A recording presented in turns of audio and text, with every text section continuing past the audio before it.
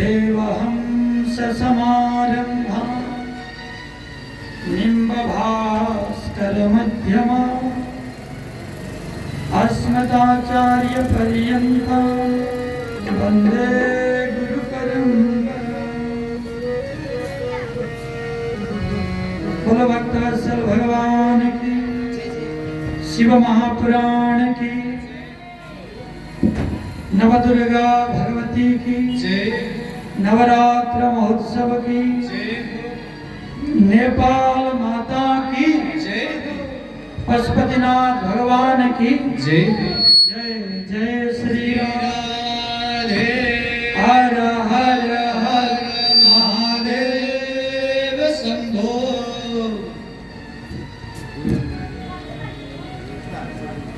अखंड सच्चिदानंद प्रजानंद आनंद कंद चिन्मूर्ति सर्वगत सर्वभूत सर्वात्मा राधा सर्वेश्वर पूर्ण ब्रह्म परमात्मा की दिव्य छवि को हृदयंगम करते हुए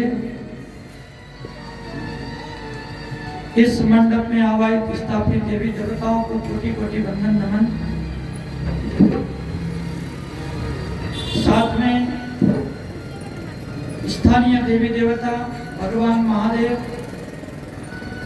नदी नद सभी अधिष्ठात्री देवताओं को नमन। यज्ञ में विराजमान विप्र बंधु, संगीतकार मित्र एवं प्राविधिक मित्र और सभी श्रद्धालुओं को व्यास मंच के ओर से राधे राधे के जय राधे।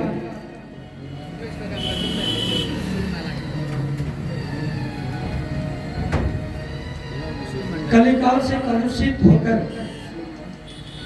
जिन्होंने अपने जीवन को भ्रष्ट किया और जिन्होंने अपने जीवन को वैसे ही समाप्त करने की कोशिश करी, उन सभी आत्माओं के कल्याण के लिए शिव पुराण एक महत्वपूर्ण पुराण है। तो हमारे लक्ष्मीनाथ योगी जी महाराज और श्रद्धालु जन, उनके परिवार, सभी सदस्यों को जो शिव पुराण पर समर्पित है, सभी भक्तों को साधुवाद टकराते हुए आइए हम लोग शिव पुराण के इस दिव्य गाथा में प्रवेश करेंगे। कल हम लोगों ने सुना भगवान भोलेनाथ ने कामदेव को भस्म किया। वो कैसे?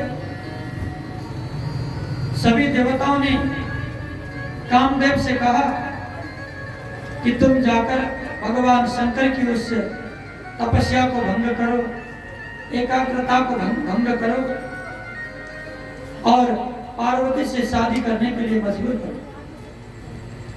जब कामदेव गया भगवान भोलेनाथ की तपस्या को भंग करने के लिए, तो भगवान के त्रिनेत्र खुल गए, वहां से एक आग निकला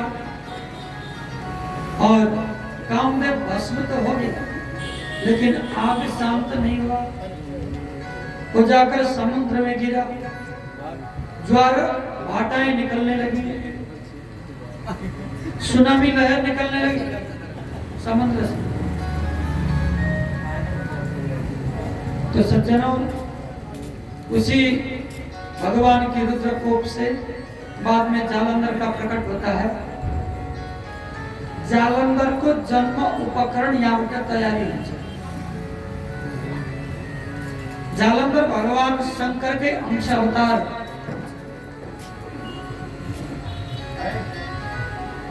आदरणीय सज्जन,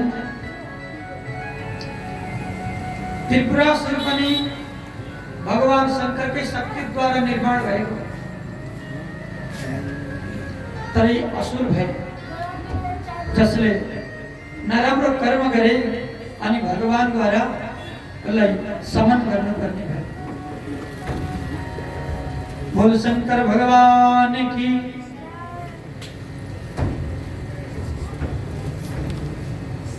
तो सज्जनों, भगवान शंकर का अंतर ध्यान होना और भगवती माता द्वारा पंचाक्षर मंत्र का जप आराधना करना, भगवान शंकर प्रकट होकर माता पार्वती को दर्शन देना और पार्वती माता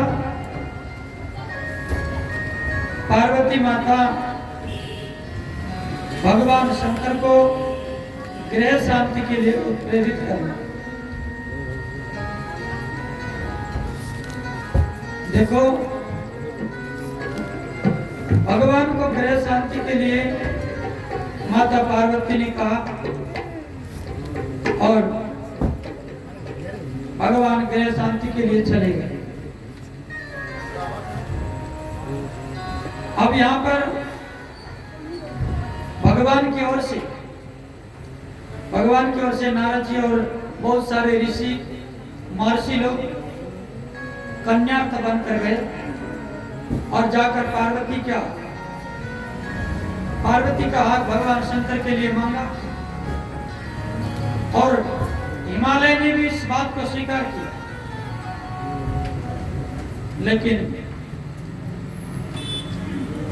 लेकिन यहाँ कहते हैं इतने से काम नहीं चलेगा। अरे, भगवान को दामाद बनाना है तो बहुत सारे कठिन परीक्षाओं में से गुजरना होगा।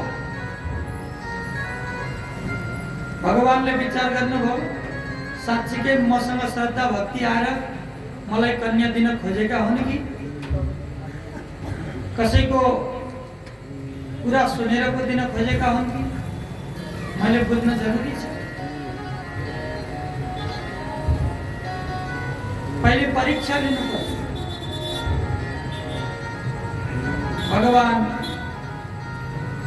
एक वैष्णव ब्राह्मण का रूप धारण किया। गले में इतनी ज्यादा से ज्यादा मालाएं पहने, ऊर्ध्वपुंड तिलक लगा और शंख चक्र धारण करके सफेद पट्टा वाला धोती पहनकर बढ़िया सा पुस्तक वगैरह, भागवत की पुस्तक वगैरह हाथ में लेकर और एक हाथ में झोली माला और भगवान विष्णु की मंत्र नारायण नारायण नारायण जाप करते हुए भगवान भोलेनाथ पहुंच गए।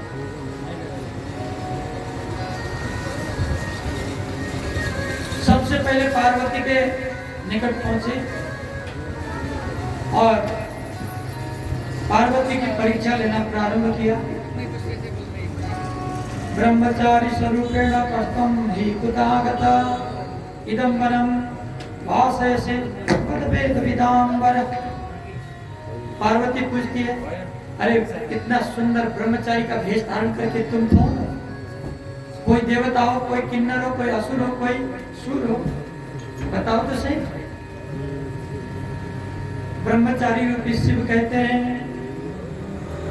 अमिज्जाभिमानी च वृद्धो विप्रतनो सुधी तपस्वी सुखदोभ्योसा मुपकारी संशय। देखो देवी, मैं एक वैष्णव भक्त हूं, भगवान विष्णु का भक्त हूं। मैंने वेदों को पढ़ा है, मैंने शास्त्रों को जाना है, मैं खूब ढंग से पढ़ा लिखा एक ब्राह्मण हूं। देखो मेरे विचार में क्या है, जो लड़कियां हैं,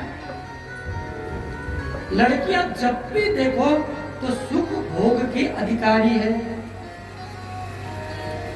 सुख भोग की अधिकारी है लड़कियां। तुम इतनी सुकोमल हो, सर्वांग सुंदरी हो, देखो तुम्हारे लिए तो भगवान विष्णु जैसा योग्य वर और कोई नहीं हो सकता। इसलिए तुम विष्णु से शादी क्यों नहीं कर लेते? वहां पर धन दौलत संपत्तियां बहुत सारा सब कुछ है। मैंने सुना है विष्णु से भी तुम्हारा जो रिश्ता आया है, लेकिन तुमने ठुकरा दिया। मुझे लगता है तुम तो बड़ी मूर्ख हो, इसीलिए तुम्हें समझाने के लिए आया। किम त्वं तपस्विनी भद्रे कस्याचित् सहचारिणी, तपस्या करके और तपस्विनी बनकर और एक तपस्वी की पत्नी बनकर तुम्हें क्या मिलेगा? अरे तपस्वी तुम्हें क्या देगा? तुलसी पत्र देगा ज्यादा से ज्यादा, नहीं? और तपस्वी के पास क्या होगा? इसलिए तपस्वी को छोड़ो, ऐश्वर्यशाली विष्णु को पकड़ो। मेरा तो यही मत है। आज पार्वती कहने लगी, ना हम वेद प्रभु विप्र न लक्ष्मी सरस्वती। देखो, ऐसी ज्ञान लक्ष्मी को देना, सरस्वती को देना, लेकिन मैं उनमें से नहीं। मैं तो हिमालय, तपोमूर्ति हिमालय की पुत्री, आज शैलजा, मेरा नाम पार्वती है। मुझे तपस्वी भी पसंद है, तो मैं और किसी से मन नहीं लगा सकती। फिर ब्राह्मण ने कहा, देखो तुम्हारे लिए बहुत सारे बड़े बड़े खानदानों से मैं रिश्ता लेकर आता हूं, मन से त्याग दो उस तपस्वी को। पार्वती कहती, यहां से जाता या श्राप दे दो? तू कौन है? मेरी निष्ठता पर, मेरी तपस्या पर आज तूने तपस्या भंग करने की कोशिश करी, तुझे नहीं छोड़ूंगी मैं। यहां से अभी उठकर निकल जा, नहीं तो श्राप दे दूंगी। भगवान भोलेनाथ समझ गए और वहां से चले गए। ये पत्नी तो पक्की है, अब क्या करें? तो ससुर के पास जाता हूं। ससुर के पास गए, देखो ससुर और सास दोनों वैष्णव थे। पार्वती के माता पिता वैष्णव थे, याद कर। शंख चक्रधारी, तुलसी माला धारण करने वाले, हिमालय और मेनका दोनों वैष्णव है। आज भगवान भोलेनाथ शंख चक्र धारण करके, बढ़िया सा उर्द कुंड लगाकर, हाथ में तुलसी के माला और नारायण के मंत्र जाप करते हुए, नारायण नारायण नारायण नारायण नारायण करते हुए हिमालय की ओर चल दी। जैसे ही हिमालय ने देखा एक वैष्णव ब्राह्मण आ रहा है हमारे महल की ओर, तुरंत दौड़े और गेट से ही अगवानी करी। अल्लाह को सिंहासन में बिठाया, ब्राह्मण के चरण प्रक्षालन किया और हिमालय कहते हैं, ओ आज मेरा बहुत बड़ा भाग्य हुआ जो मुझे वैष्णव ब्राह्मण मिला। वैष्णव ब्राह्मण के दर्शन से ही हमारे सारे पितर तृप्त हो जाते हैं। एक वैष्णव ब्राह्मण को किसी ने भोजन कराया तो सैकड़ों को भोजन कराने बराबर है। तो सज्जनों, आज वैष्णव की सहज कृपा देखकर हिमालय राज बहुत प्रसन्न हुए और उस वैष्णव ब्राह्मणों को खूब सेवा दी। केनकारेण वा तं तं वर्तरं समीहसे क्वाकनं जगतं देवी। देखो, वास्तव में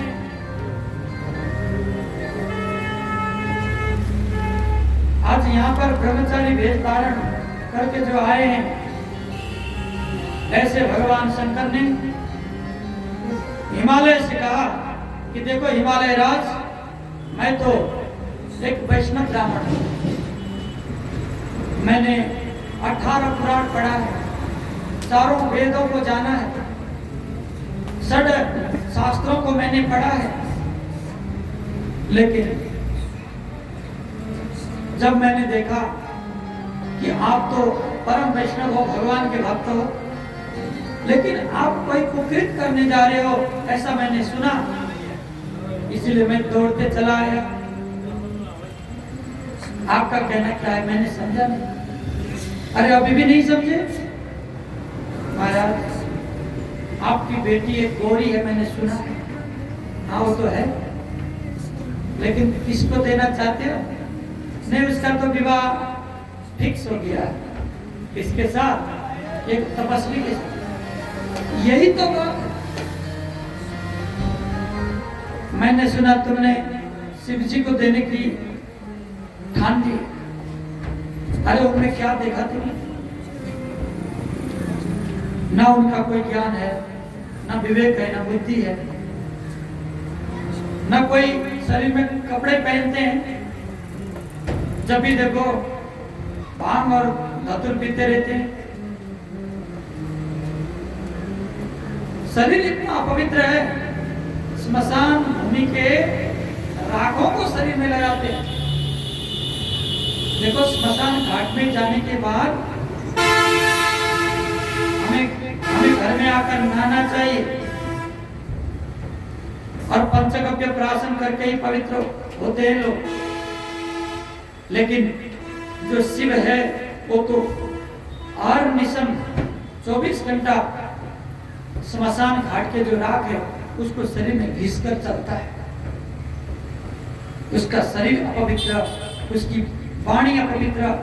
अरे शिव कहने पर भी हमें तो दुख होता है। ऐसा निंदित प्राणी को तुमने कैसे अपने बेटी देने का निर्णय किया, मुझे तो समझ में नहीं आया। अरे तुम वैष्णव होकर ऐसे शिव को दिया। देखो जो हर वक्त त्रिपुंड धारण करते,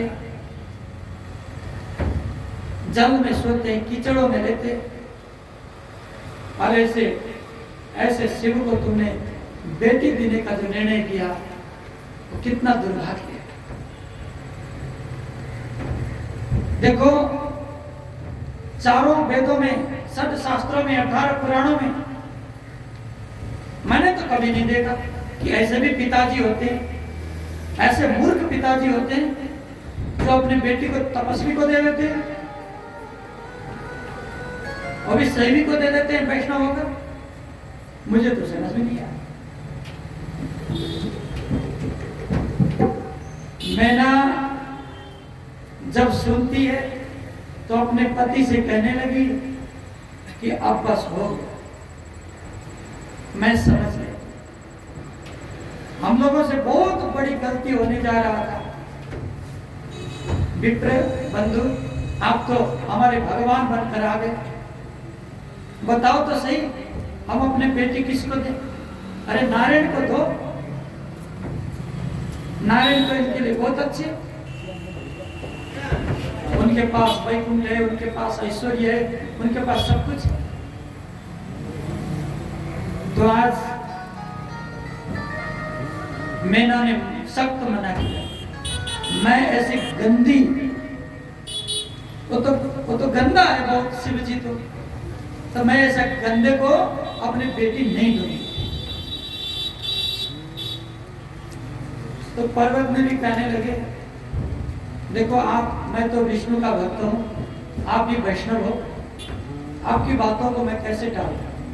ठीक है, मुझे नहीं देना चाहिए, मैं भी यही सोच रहा था, लेकिन देवता लोग मानते नहीं। देवताओं की जबरदस्ती से मैंने देने की बात करी है, लेकिन बेटी मेरी है, दूध चाहे न दूध। तो मेरा भी मन कहता है अभी तुम हमें नहीं देना चाहिए। मैं ना तत्वचनम श्रुत्वा कोपानस्मिता भिक्षुकं वर्जमायामास बहिष्कर्तुं वेशा अब वो शिव जी की निंदा करने लगी मैना।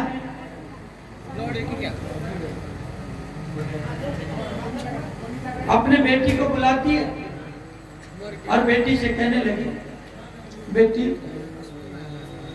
तू क्यों जिद में अड़ी हुई है? अरे छोड़, तुम्हें साने छो, कलीली छो, मेरी आंखा की तारा हो, मेरे मुंडू को डुबडुकी हो। आज भूत प्रेत पिशाच वेताल तेस्ता भूत रुलाई साथमा लिएर हिँड्ने शिवजी सँग जीवन कसरी काट्छौ? त्यही भएर तिमी शिवजी सँग बिहे नगर, मेरो भनाइ मान। लो,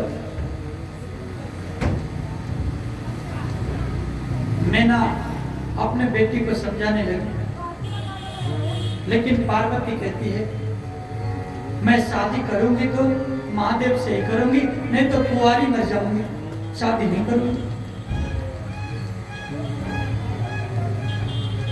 मेरे दिल में तो भोले बैठे, मैं और किसी से शादी नहीं करूंगी। तो आज शंकर भगवान ने उस दिव्य हिमालय के भवन से बाहर निकलकर सप्तऋषियों को याद किया। जब सप्तऋषि प्रकट हो गए, शंकर जी से पूछने लगे कि प्रभु क्या बात होगी? देखो, मैं ब्रह्मचारी का वेश धारण करके होने वाले ससुर के पास गया और मैंने कुछ शिव निंदा किया, तो वो लोग तो मान गए। तो मुझे वो हृदय से अपनी बेटी को नहीं देना चाहते, जो समर्पित भाव से देना नहीं चाहते, मैं उसको कभी नहीं स्वीकारता कि मेरा वसूल है। जो हृदय से समर्पित होकर मुझे कोई वस्तु अर्पण करता है, तभी मैं उस वस्तु को स्वीकार करता हूँ।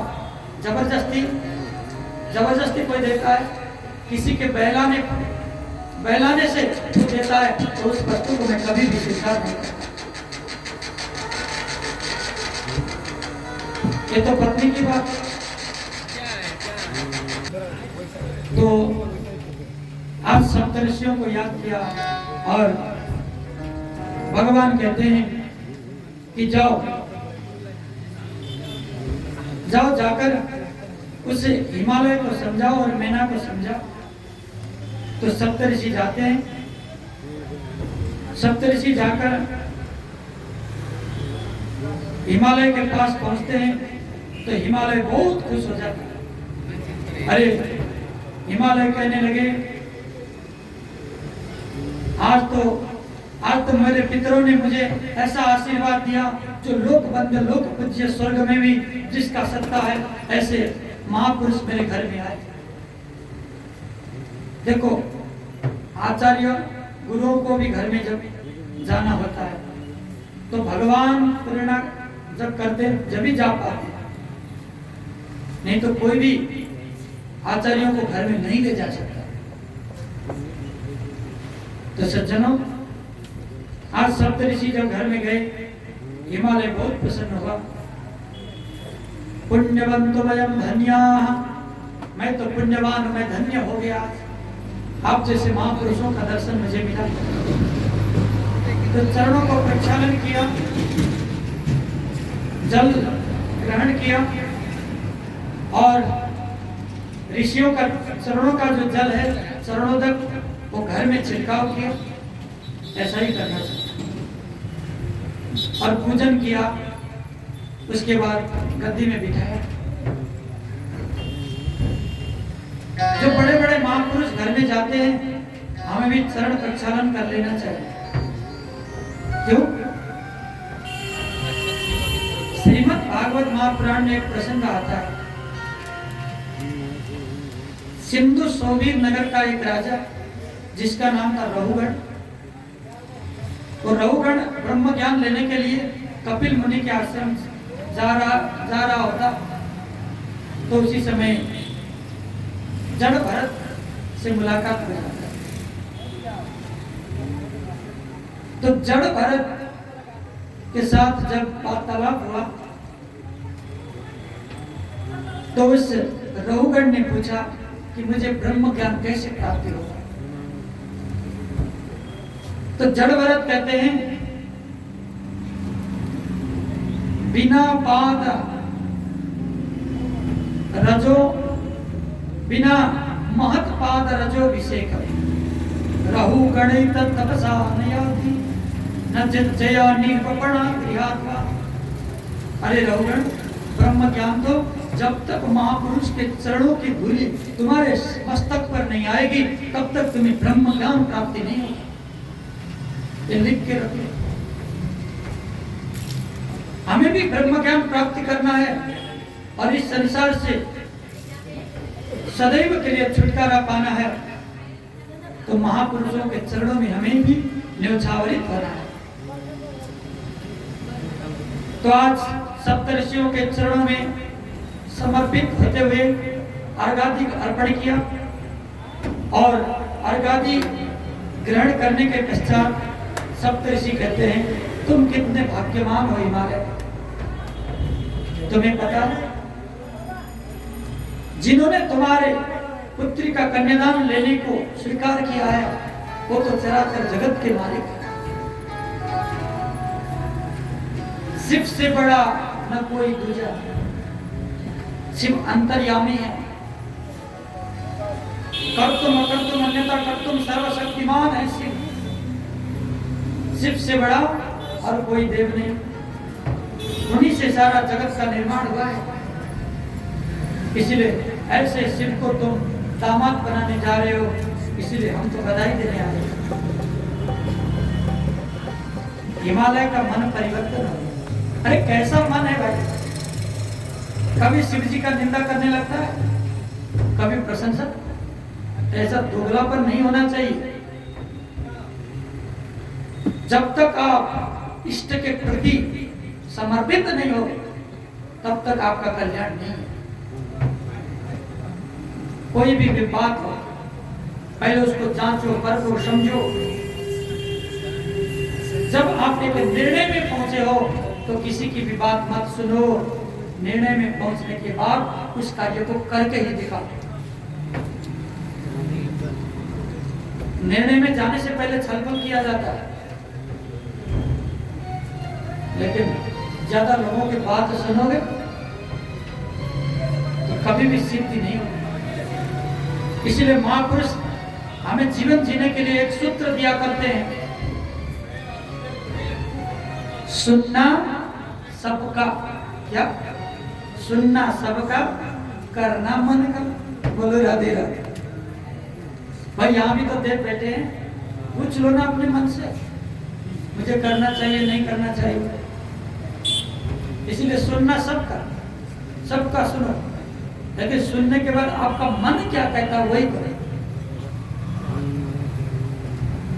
जब तुमने पार्वती की शादी शंकर जी से करने की ठान ली है, फिर क्यों बदलते हो बात को? सप्तऋषि प्रसन्न हो गए और भगवान से जाकर कहने लगे कि महाराज, अरे मान गए हो? अच्छा, फिर तो अब तो हमें शादी की पूर्ण तैयारियां करनी चाहिए। लेकिन मैना नहीं मानेगी तो फिर शादी अटक जाएगी।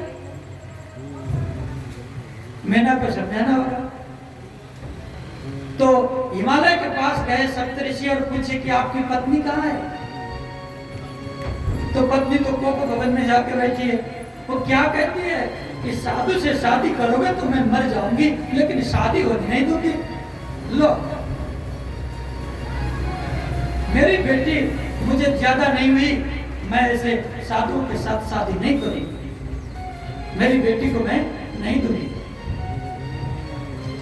तो सप्तऋषि को समझा नहीं सके, अपने पत्नी अरुंधति को लेकर गए और अरुंधति को लेकर गए और समझाने लगे। अरुंधति कहती है, सुनो मैना, एक बात बताती हूँ।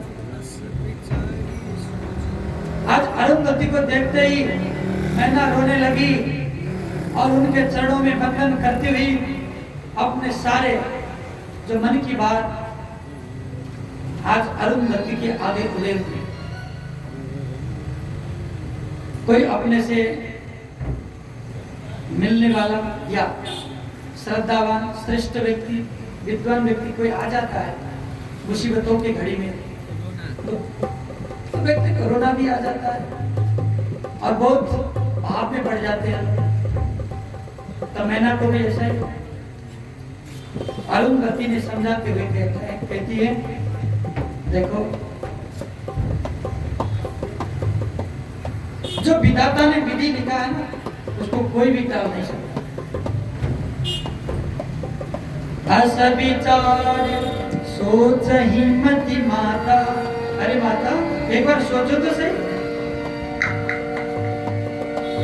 अस विचारी सोचई मति माता सोनत रही जो रचई विधाता। अस विचारी सोचई मति माता सोनत रही जो रचई विधाता। अरे देखो भैया लिखा जो बार तो कत दोष लगाइया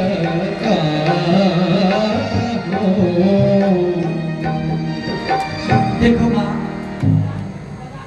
अस विचारी सोचई मति माता। एक बार सोचो तो सही। सोन तरई जो रचई विधाता। जो विधाता ने लिखा है ना वो कभी भी मिटेगा नहीं।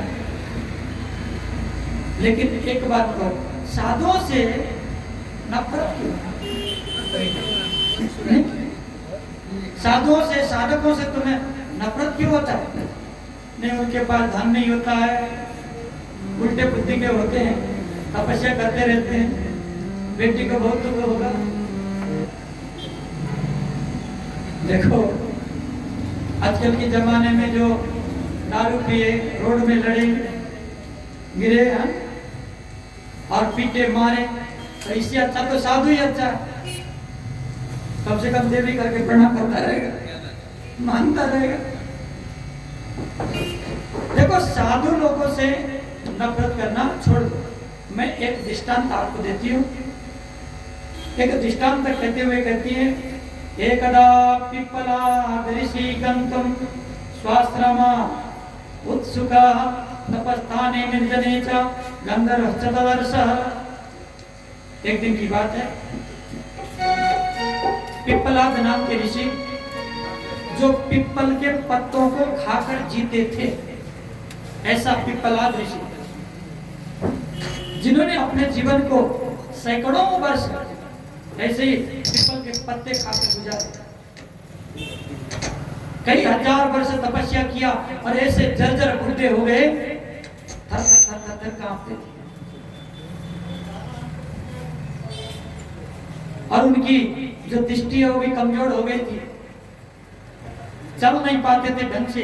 इतने बूढ़े, पूरे सफेद सफेद बाल, जटाएं और सफेद दाढ़ी लंबी लंबी।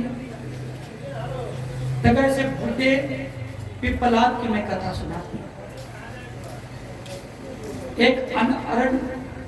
एक अनरण्य नाम के राजा, बहुत धनाढ्य राजा थे। उनके 6 पुत्र थे, लेकिन एक बेटी हुई जिनका नाम था पद्मा। बेटों को उतना नहीं मांगते थे वो राजा अपने पुत्री को बहुत प्यार करते थे। कहीं किसी भी हालत में पुत्री को कोई कष्ट ना हो, दुख ना हो, इस तरह से कर्म किया करते थे। और एक दिन की बात है, वो पद्मा नाम की जो पुत्री वो तालाब में नहाने के लिए गई थी। पिप्पलाद ने देखा तो पिपलाद के मन में आया, इतनी सुंदरी कन्या है, क्यों ना इसी से शादी कर लिया जाए। उनको शादी करने का ख्याल आया। तो ऋषियों से पूछा, ये दिव्य कन्या किसकी है? तो ऋषि, ना बोलो तो श्राप देंगे, बोलो तो पता नहीं क्या करेंगे।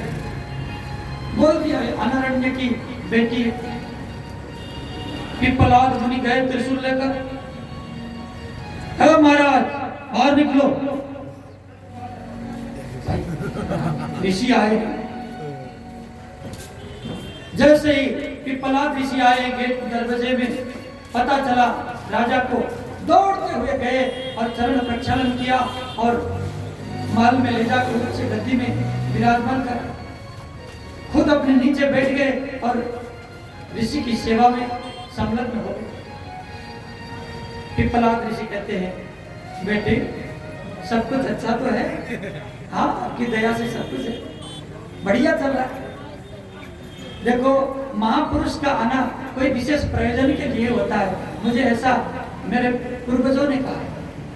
तो महाराज आपको तो मैंने कभी देखा ही नहीं, नाम सुना था पिपलाद ऋषि, लेकिन आज मुझे प्रत्यक्ष दृष्टि गोचर हुए हो। पक्की बात है, आज मेरा भाग्य उदय हुआ। देखो तुम्हारा भाग्य उदय नहीं,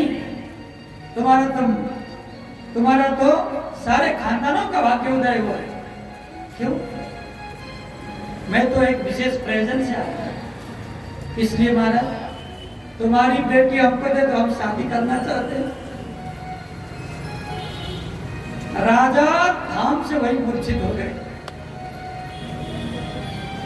और नहीं दूंगा कहे तो श्राप दे देंगे, भस्म कर देंगे। अभी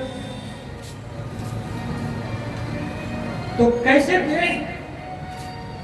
एक पेड़ के नीचे बैठने वाले, जिनके पास पहनने की कोई कपड़ा नहीं है, खाने के लिए कोई चीज है ही नहीं, पत्ते खाकर जीते हैं, और थोड़ा जवान होते तब भी चलता, तो जर्जर बूढ़े।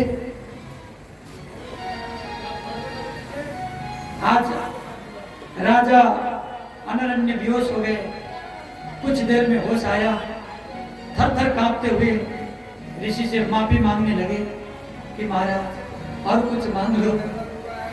अरे मैं अपने जान देने को तैयार हूं, मैं महल दूंगा, मैं राज्य दे दूंगा, मैं सब कुछ दे दूंगा, सब कुछ छोड़कर मैं संन्यास होकर जंगल में चला जाऊंगा। लेकिन कितना कठोर मांगा है आपने, जो मैं अपने दिल से भी ज्यादा प्रेम करता हूं, ऐसी बेटी मैं कैसे दूंगा? क्यों? मुझे देने में क्या तकलीफ है? क्या मैं तुम्हारी बेटी को खुश नहीं कर पाऊंगा?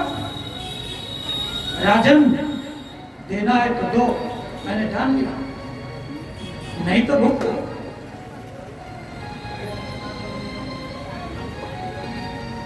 मंत्रिमंडल की जो मीटिंग तुरंत बुलाई गई, उनमें से राजकुमारी पद्मा को भी लाया गया उस छलफल में। तो राजकुमारी कहती है कि पिताजी, इतना बड़ा संकट आपके जीवन में आया तो मैं एक ऋषि की सेवा में अपने जीवन को कुर्बान कर दूंगी और अपने पूर्वजों का आन मैं रखूंगी। पिता मेरी शादी कर, मैं राजकोषी शादी करने को तैयार। तू तो तैयार है, लेकिन मेरे हाथ तो कन्यादान के लिए आगे नहीं बढ़े।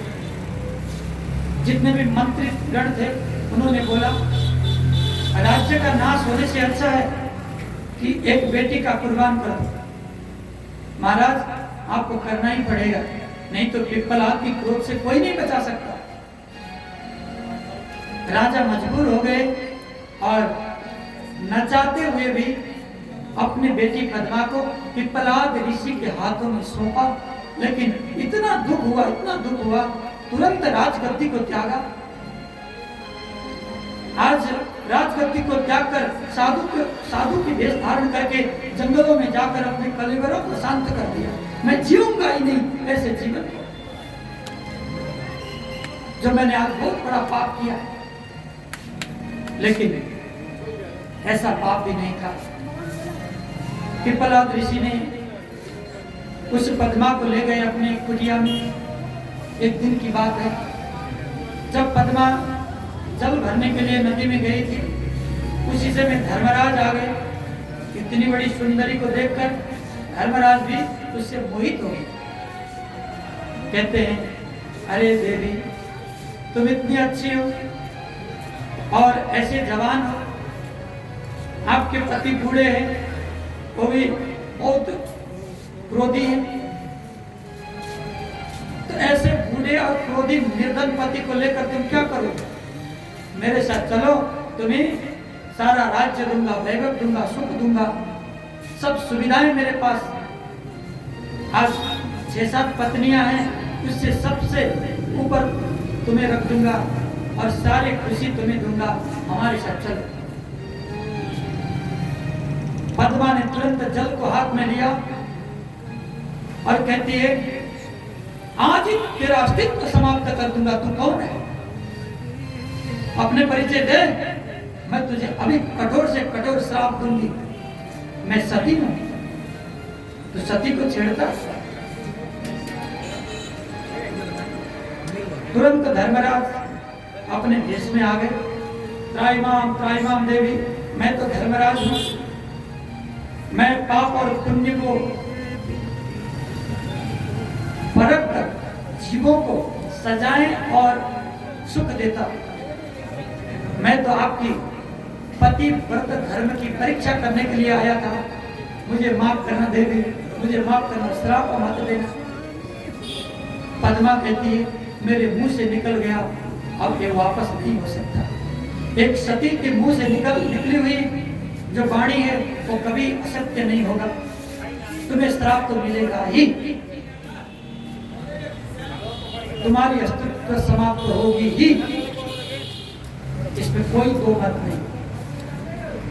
लेकिन मैंने तुम्हें पहचाना नहीं, तुम धर्मराज हो, ऐसा मुझे ज्ञान पहले से हुआ होता तो मैं ऐसा कठोर श्राप कभी भी नहीं देती। तो हे प्रभु, हे मेरे इष्ट, मैं धर्मराज को श्राप से कुछ परिवर्तन करना चाहती हूँ। अरे धर्म, तुम सत्ययुग में तुम्हारे 4 पाँव होंगे और एक पाँव खंडित होगा, एक पाँव खंडित होगा, द्वापर युग होगा, त्रेता युग होगा, फिर द्वापर, फिर कली में तुम्हारे एक ही पग हो। तो मृत प्राय हो जाओगे कलयुग में। कलयुग में लोग धर्म करने छोड़ देंगे, फिर सत्य युग आएगा, चारों पगों से तुम तंदुरुस्त बन जाओगे। ये मेरा आशीर्वाद है। सती की आशीर्वाद प्राप्त करके धर्मराज प्रसन्न हो गए और पिप्पलाद नाम के ऋषि को अजर अमर बना दिए और जवान कर दिए। जवान और अजर अमर बना दिया धर्मराज ने। तो आज पद्मा अपने पति के साथ खुशी खुशी रहने लगी। यदि बेटी अच्छी हो, अपने धर्म में न डिगती हो, तो घर को स्वर्ग बना देती। जिस घर में जाती है वो घर को स्वर्ग बना देती है। लेकिन पत्नी खराब पड़ गई तो स्वर्ग घर को भी नरक बना देगी। इसीलिए पत्नी अच्छी होनी चाहिए। तो सज्जनों, आज इसी तरह धर्म का 4 पग है। 4: सत्य, शौच, दया, दान। ये 4 पग है धर्म का। जब सत्य रूपी एक पग खंडित हो जाता है, टूट जाता है, तो त्रेता बन जाता है। त्रेता का मतलब 3 पैर वाला। शौच, दया, दान। सत्य नहीं रहेगा, सत्य चला जाएगा। अब त्रेता युग से जब द्वापर युग आएगा तो और एक पग खंडित हो जाएगा। उस पग का नाम है शौच। देखो सत्य तो छोड़ ही दिए थे लोगों ने, अब शौचाचार को भी छोड़ देंगे।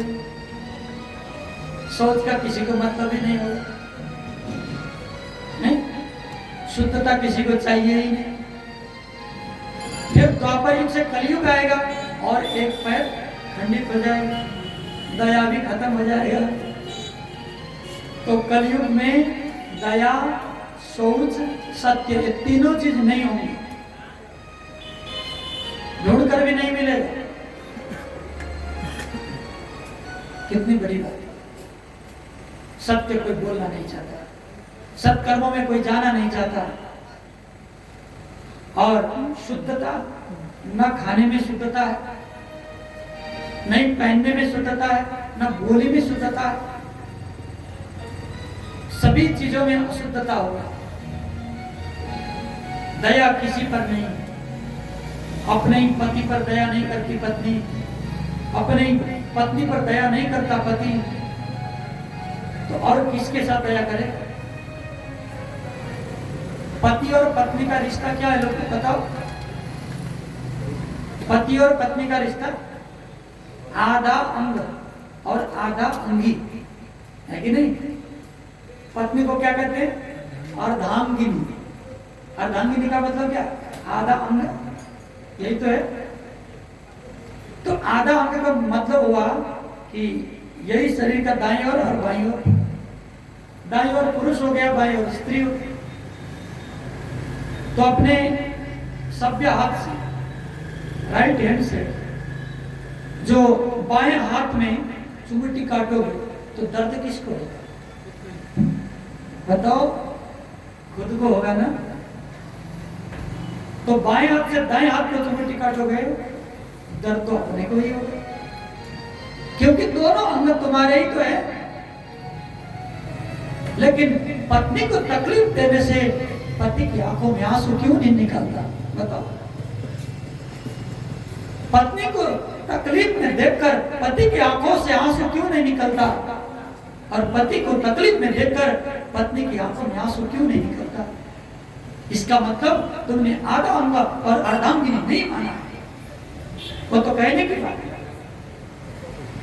जिस दिन तुमने आधा अंग और अर्धांगिनी को मान लिया, उसी दिन से तुम्हारे घर नहीं रहेगा, वो तो स्वर्ग बन जाएगा।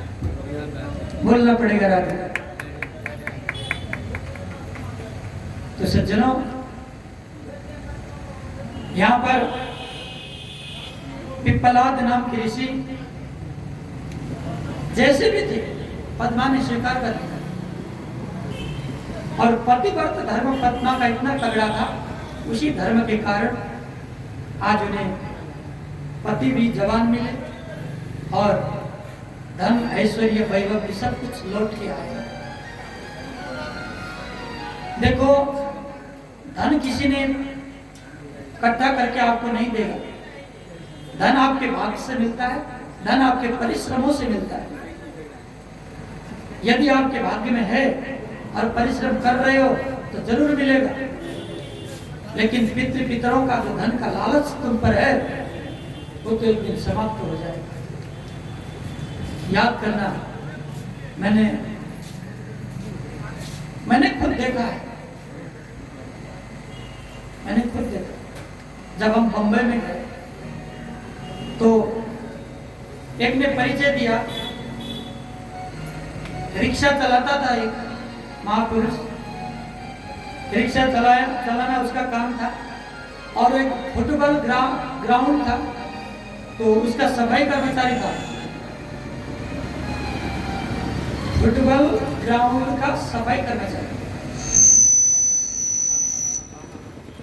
तो जो सज्जन हमको कार्यक्रम करने के लिए ले गए थे, उन्होंने कहा, महाराज जी, ये रिक्शा वाले देख रहे हो? हाँ, यही फुटबॉल ग्राउंड का जो सफाई कर रहे हैं। लेकिन आपको पता है, इन्हीं के पूर्वजों ने एक ग्राउंड को दान किया है। मतलब इन्हीं के पूर्वज यहाँ के राजा हुआ करते, बहुत ज्यादा धनवान थे। जितने बड़े बड़े यहाँ पर महल वगैरह बने, इन्हीं के पूर्वजों के।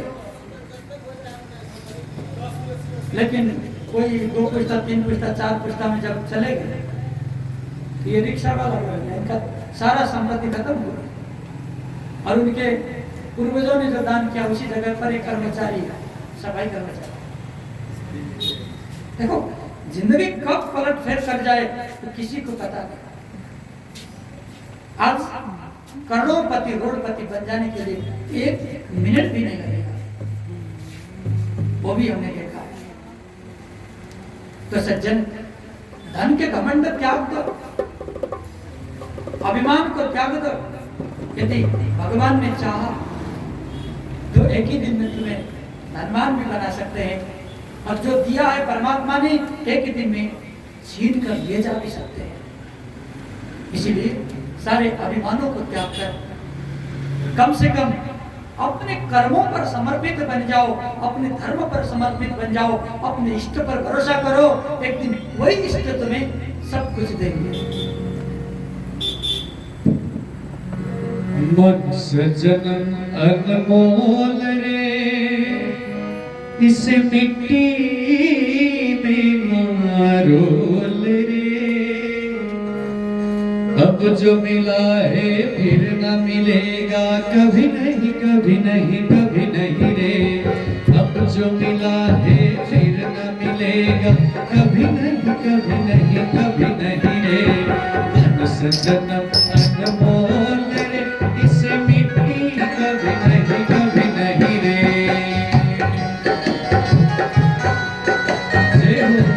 सब लोग प्रेम भाव के साथ में ताली बजाइए।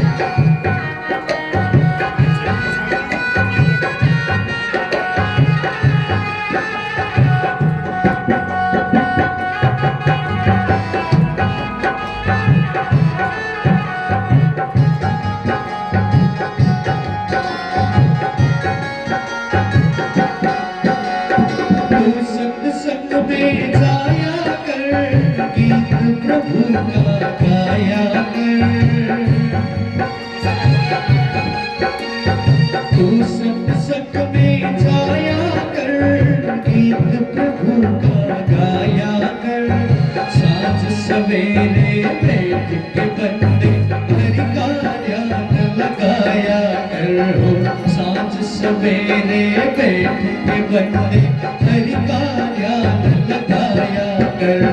नहीं लगता कुछ मोल रे, इस मिट्टी में मारोल रे।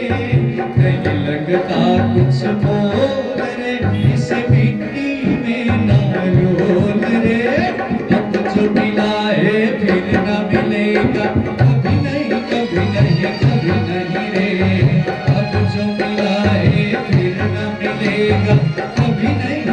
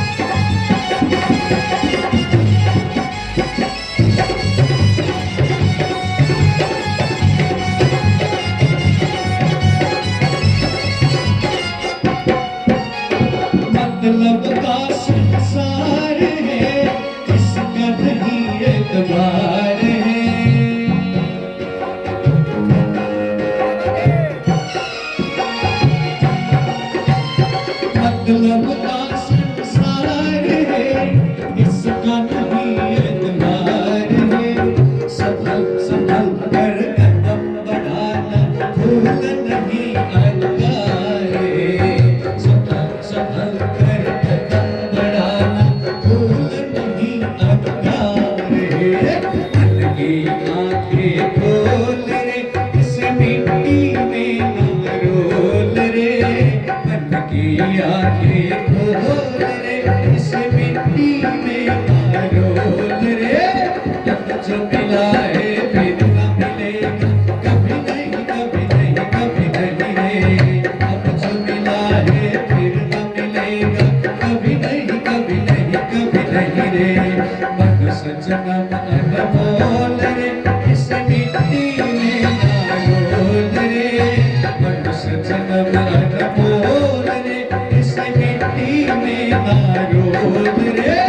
अब जो मिला है फिर न मिलेगा, कभी नहीं कभी नहीं कभी नहीं रे। अब जो मिला है फिर न मिलेगा, कभी नहीं कभी नहीं कभी नहीं रे। अब जो मिला है फिर न मिलेगा, कभी नहीं कभी नहीं कभी नहीं रे। जो मिला है फिर न मिलेगा, कभी नहीं कभी नहीं कभी नहीं रे। बोलिए भक्तवत्सल भगवान की। तो सज्जनों, जब इस कहानी को अरुंधति द्वारा मैना ने श्रवण करी तो उनका मन भी फिर विरत हो गया। क्या पता सब लोग कह रहे हैं कि ये महापुरुष है महापुरुष है, तो मेरी बेटी को भी वो सुख से रख पाएगा शायद, इसीलिए पुनश्च मैना भी मानेगा। तो सज्जनों, अब इसके बाद शादी की सारी तैयारियां चलने लगी। और गच्छ शीघ्रं महादेव हिमाचल गृहं प्रभो, विवाहाय यथा रीति पार्वती माता जाननी। तो अब जितने भी बड़े बड़े ऋषि महर्षि थे जो लग्नों को जानने वाले थे, तो उन्हें ऋषियों ने लग्न पत्रिका को लिखा। लग्न पत्रिका लिखना चाहिए, पत्र लेकर जानता नहीं पत्र, तो पत्र लेकर जाने में को चाहिए बीए को दिन हो ना धेरै दिन पहले जानुपर्छ। छोरी पट्टिकाले पत्र लेखेर अनि उहाँ बेहुलालाई निम्तो दिनुपर्छ, हाम्री छोरीलाई लिन आउनु भनेर, अनि मात्रै बिहे कन्फर्म हुन्छ। ये नियम है लग्न लिखने का। और वो लग्न पत्रिका को लिखा, गतेषु तेषु मुनिषु सप्तेष्वपि मुनीश्वराः तदा ज्ञप्तस्यैव प्रीत्या हिमवान् लग्न पत्रिका। तो लग्न पत्रिका को हिमालय ने लिखा और बढ़िया से ढंग से ऋषि गुरुजनों ने उसको लिखकर और बड़े विधि विधान के साथ, देखो पहले का जमाना, अभी 100-50 साल पहले जो बड़े बड़े घरानों में शादी हुआ करता था, तो पहले लड़की वाले लग्न पत्रिका लिखकर लड़के वाले के पास भेजते थे और उनमें से बहुत सारा सोना चांदी हीरा मोती क्या क्या धन दौलत तो सब साथ में भेजते थे। तो उसको दुगना करके भेजना पड़ता था। जितना भेजे हैं लड़की वालों ने, तो लड़के वालों को चाहिए कि वो दुगना करके भेजे उसको। यदि नहीं भेज पाते तो हमारे बेटी को क्या खुश लगेगा, इसके पास तो इतना भी नहीं। फिर बाद में वो लड़की को ही दिया जाता था दहेज के रूप में, रखते नहीं थे। तो ऐसा नियम था।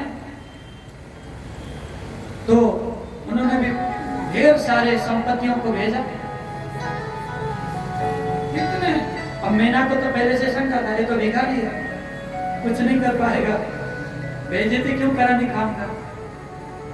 इसलिए अब थोड़ा ही रस्म पूरा करने के लिए थोड़ी ही संपत्ति भेजा जाए। लेकिन हिमालय कहते नहीं, मेरे पास है तो मुझे भेजना चाहिए। अब हमारे दामाद वाले नहीं उसको वापस कर पाएंगे, तो उसकी बाद में सोचा जाएगा क्या विधान है, क्या रीति है, वो ऋषियों से हम परामर्श करके फिर उसको कर दें। तो इसके बाद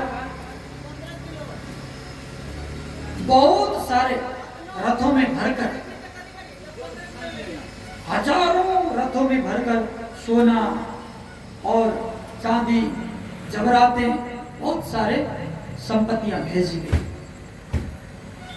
हजारों की संख्या में लगभग पत्रिका लेकर वहां पर लोग गए। खूब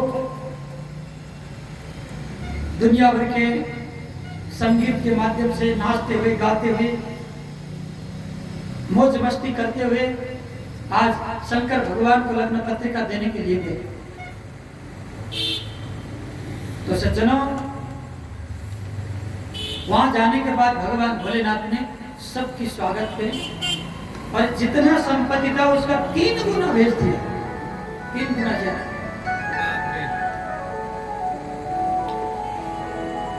तो ये कैसे आ गया? एक साधु के पास, एक नग्न के पास, एक जटाजूटधारी के पास। भाई अपने पास संपत्ति होता तो कपड़े खरीद के क्यों नहीं लगाता, पहन लेता, कपड़े खरीद के पहन लेता, कोई रथ वगैरह खरीद लेता, एक बूढ़े से बैल के पीठ में चढ़ के चलता, उसके पास न रथ, न हाथी, न घोड़े, बैल के सवारी करता। तो संपत्ति आई कहां से? चोरी किया होगा, तो चोर भी है क्या? सब तो है। तो ऋषियों ने बताया नहीं नहीं, जैसा महादेव ने कहा था वैसे ही गए। उनके दोस्त नारायण है, उनके दोस्त नारायण है, तो नारायण ने पूरा संपत्ति भेज दिए। तो दोस्त दोस्त में सब यारियों में चलता है, अपने परिवार की तरह रहते हैं नारायण और शिव जी। नारायण और वो शिव और ब्रह्मा वो एक ही परिवार के जैसे लगते, भले वो अलग अलग रहे। इसलिए वो सब लोगों ने खर्चा किया होगा, इसमें शिव जी का कोई गलती नहीं। चलो जैसा नहीं, हम इसको और चौबल करके देंगे, 4 गुना ज्यादा करके देंगे इसको। तो इस तरह से लग्न पत्रिका का भी काम संपन्न हो गया। उसके बाद अब इधर से भी तो लग्न पत्रिका चाहिए। ये तो दूल्हा का निमंत्रण हो गया। दूल्हा का निमंत्रण होने के बाद अब लग्न पत्रिका सप्तऋषि लिखते हैं। लेकिन लग्न पत्रिका में क्या लिखना पड़ेगा दूल्हे की तरफ से? उधर से जो पत्रिका आया है उसमें लिखा है कि आप श्री महादेव को अपने साथी, संगी, बाराती सब लेकर सभी के साथ आप आकर पार्वती का पाणी ग्रहण करें, ऐसा लिखा है। तो अब भोलेनाथ को क्या लिखना पड़ेगा? मैं इतने साथियों के साथ आ रहा हूं, लिखना तो पड़ेगा। मेरे साथ ऐसे साथी हैं, कोई ऐसे भी हैं जो खाने में ऐसा खाते हैं, सब कुछ बुलाना भी पड़ेगा। आजकल तो फोन में सब चलता है, लेकिन उस वक्त तो फोन की बात नहीं, सब लिखना ही पड़ता था। तो पत्रिका में तो लिखना पड़ेगा। तो सारा कुछ लिखने के लिए जब तैयार हुए, लेकिन बेराती कितने जाएंगे किसी को पता ही नहीं। क्यों? निमंत्रण तो किया है। तो भोलेनाथ ने कहा चलो चलो निमंत्रण करो, कौन आते हैं कौन नहीं आएंगे सब इसको पहले से नोट कर लो। फिर बुलाने के लिए चले गए। आज सप्तऋषि और नारद जी भगवान भोलेनाथ की शादी के लिए जिसको निमंत्रणा देते हैं, कहते हैं हम तो सारे परिवार के साथ आएंगे। अकेले नहीं आएंगे, हम तो सारे आएंगे। जिसको भी निमंत्रण देते हैं सब आने को तैयार है, केवल पृथ्वी के नहीं, भू भुव स्व मह जन तप सत्य, पूरे ब्रह्मांड के देवी देवताएं और लोकांतर के जितने भी आज जीवात्माएं थे, सभी लोग शंकर जी के शादी में आना चाहते हैं।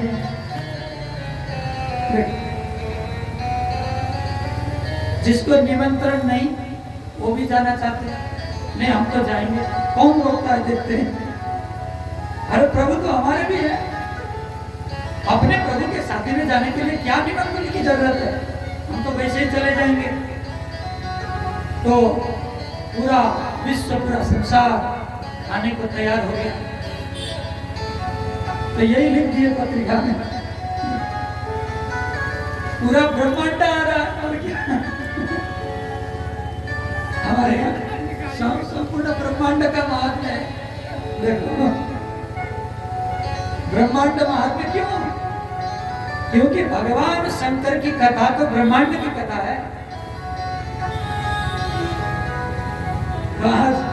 पूरा ब्रह्मांड के जीव जाना चाहते हैं, ऐसा ही लग्न पत्रिका में लिखा गया। तो सज्जनों, अब तो विराट जाने के लिए सब तैयारी होने लगे।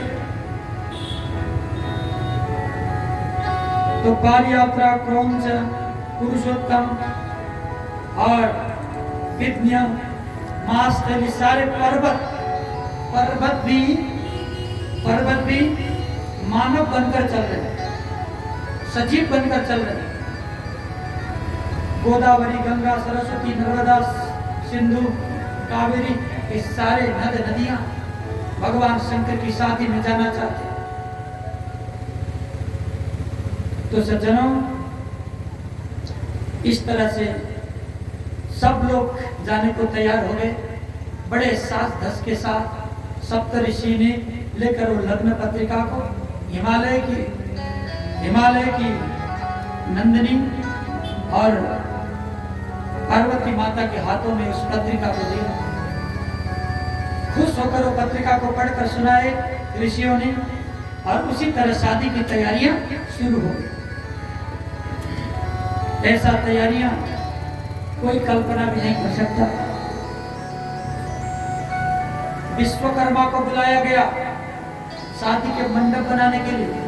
देखो, विश्वकर्मा बाबा आए स्वर्ग से और उनको लग्न पत्रिका दिया गया। देखो, इतने लोग हमारे यहाँ आ रहे हैं, पूरे ब्रह्मांड के लोग, सारे देवी देवता हमारे यहाँ आ रहे हैं। कैसे सजाना है तुम ही जानो। महाद्वारी स्थितो नंदी, विकृता चक्रितो मुने, शुद्ध स्फटिक संकाढ्यो यथा नंदी तथैव स। तो बहुत बड़ा मंडप बनाया गया। उस मंडप में सबसे पहले तो द्वार में एक नंदी बनाया। नंदी, वो नंदी कैसा? चमचमाता हुआ स्फटिक का था। तो कृत्रिम नंदी, लेकिन ऐसा लग रहा था कि नंदी महाराज बैठे हैं स्वागत के लिए गेट में, और बड़े बड़े हाथी बना दिया गया और हाथी सब फूल लेकर खड़े हैं। लेकिन वो हाथी नहीं थे, कृत्रिम हाथी थे, नकली हाथी। देखो, और बड़े बड़े अप्सराएं, बहुत सारे अप्सराएं नृत्य करती हुई ऐसा झांकी बनाया गया। लेकिन वो अप्सराएं नहीं थी, वो भी कृत्रिम। कौन कौन आ रहा है? सभी, जैसे रंभा, मेनका, नहीं, उर्वशी, ये जितने भी अप्सराएं आ रही थी, वही अप्सरा, जैसे वो अप्सरा है वैसे ही नकली अप्सरा बना। विष्णु भगवान आ रहे तो वैकुंठ बना दिया। देखो, मंडप में वैकुंठ बना दिया और वैकुंठ में विष्णु की सभा, और सभा में कितने ऋषियां बैठते हैं? सब ऋषियां, कितने वहां पर सभासद हैं, सब लोग, और इंद्र आ रहे हैं तो वहां पर स्वर्ग बना दिया। देखो पूरे के पूरे जो ब्रह्मांड है, तो ब्रह्मांड में जितने भी लोग हैं आज कैलाश में, हिमालय में बंद है, हिमालय में सब बंद है। यज्ञ मंडप की बात तो छोड़िए, ऐसा चमचमाता हुआ वो यज्ञ मंडप, जहां पर बहुत बड़ा शिव जी की मूर्ति और पार्वती का ऐसा स्वरूप जो देखते ही देव और गंधर्व मोहित हो जाए, ऐसा पार्वती का स्वरूप और शंकर भगवान का स्वरूप बनाकर माला पहनाते हुए उस झांकी को दर्शाया गया। देखो अभी के लोग बहुत बड़े चालाक बनते हैं, पता नहीं हमने क्या कर लिया, पूरा विश्व ही हमारे कब्जे में रख लिया, ऐसा सोचते हैं। अभी के लोग दूल्हा और दुल्हन का फोटो खींचते हैं, सभी लोग ने देखा होगा। तो पहले पार्टी पैलेस में जाना उनसे बीए करता के लिए त्याने फोटो खींचे बेवला बेवली को ठुलो फोटो राखेको हुन्छ अनि फुलको डेकोरेसन बनाएको हुन्छ राम्रो राम्रो। सानो त्यो त पार्वतीको बिहेको कणको कण पनि होइन, पार्वतीको बिहे कस्तो हुँदैछ। यो फोटो मूर्ति बनाउने परंपरा पहिलेदेखिको। अभी के लोग ज्यादा समझदार बने और फोटो रखने लगे, ऐसा नहीं है। फोटो बनाने की परंपरा पहले की परंपरा है, लेकिन पहले के लोग मूर्ति बना देते थे, सेम टू सेम बना देते थे। देखो इस बात को यहाँ पर दर्शाया गया। जब बाराती आई और उन्होंने देखा मैं तो खुद पहले से मौजूद हूँ, मैं सक्कली हूँ, वो सक्कली है, वो नहीं पहचान पाए, तो लोग क्या पहचाने। भोलेनाथ के पास वापस चले गए। अरे हमारे जैसे देवता जाकर पहले ही बैठे, हम तो कहाँ जाकर बैठे, पहले से बैठे। सारे देवताओं का अहंकार चूर चूर हो गया। वो सोचते थे हम लोग बड़े हैं, देवता हैं, हमारी बड़ी भव्य स्वागत होगी, लेकिन उन्होंने देखा पहले से अपर बैठे हैं देवता। घमंड सब निकल गया और शंकर जी के पास चले गए। शंकर कहते हैं अरे तुम भी माया से मोहित हो गए हो। अरे मैं तो माया देवी को लेने जा रहा हूँ, तुम क्यों मोहित हो रहे हो? शादी मेरी हो रही है और मोहित तुम हो रहे हो। नहीं तो सर धस के सब तैयार हो गए, जाने के लिए सब तैयार है। देखो अभी तो मंडप का वर्णन हो रहा है। प्रीत्या शरण मुनि श्रेष्ठ वास्मत्योर्जवदामिते। अब यज्ञ मंडप की तैयारियां पूरी हो गई है, ऐसा समाचार दिया। तो उधर 3 करोड़ वैष्णव के साथ भगवान नारायण भी आ गए, गरुड़ ध्वज लेकर। भगवान की शादी में, शादी तो भगवान की, 5 करोड़ और गणों को लेकर आज देवता लोग आ गए, और कई करोड़ ऋषि महर्षि लेकर ब्रह्मा जी आ गए। और इतने में सारे के सारे शिवगण भी अपने अपने गणों को तैयार करने लगे, लेकिन अभी तक तो दूल्हा तैयार नहीं हुआ। अरे ट्रक को भगाओ भाई।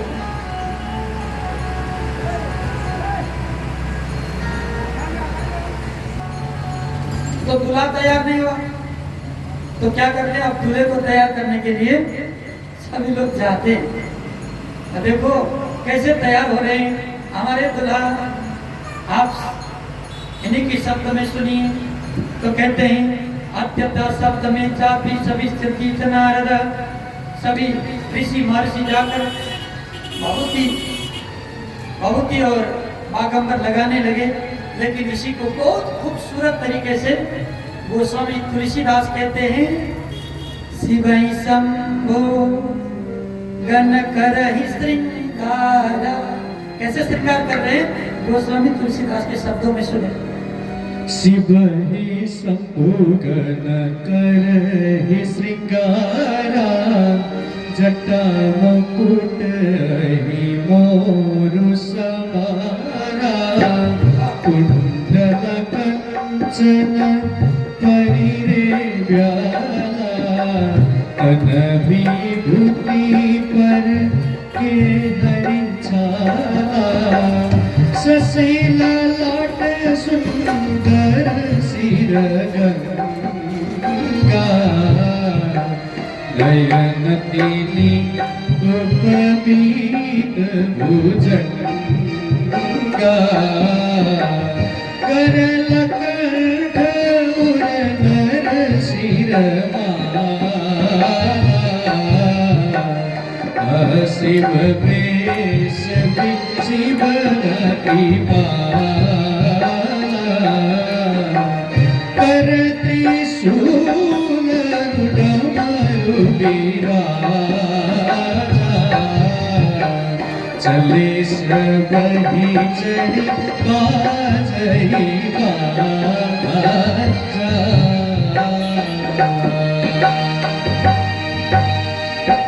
देखो,